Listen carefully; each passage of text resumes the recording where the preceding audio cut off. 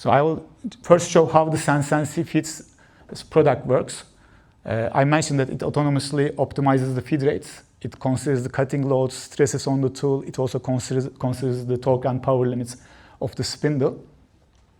And basically, by setting the optimized feed rates, and that feed rate doesn't have to be just one feed rate.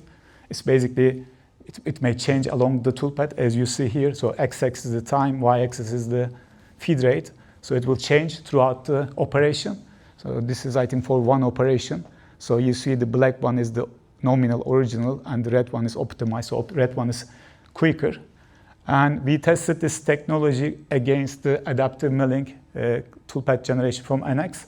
And as you know, adaptive milling is quite an advanced technology. So it gives better cycle time and gives also more distributed cutting loads on the toolpath.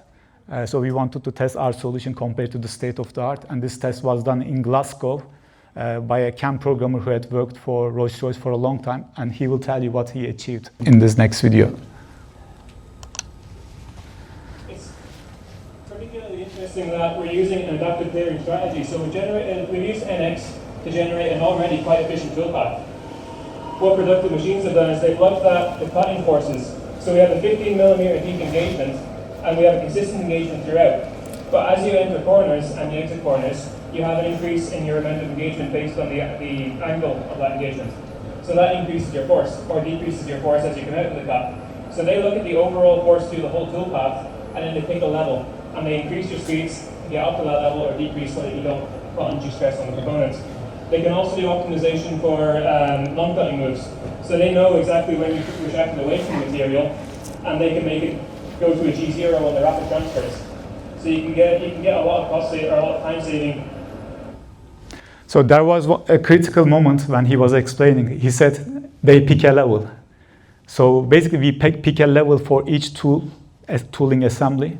So we say this tool, for example, could be okay until this stress levels, until this force, until this bending moment, until this assembly can take torque until this value. So we take all these complex decisions with the software rather than the engineer or the CAM programmer. So there are solutions in the market like Vericut Force. Maybe you may have heard about this technology.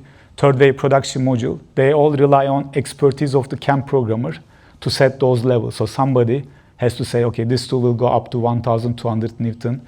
That tool will go up to 3,000 Newton. So that requires quite an expert knowledge. But what we did is the expertise is hidden behind this technology. Constraints are all set by the product rather than the user.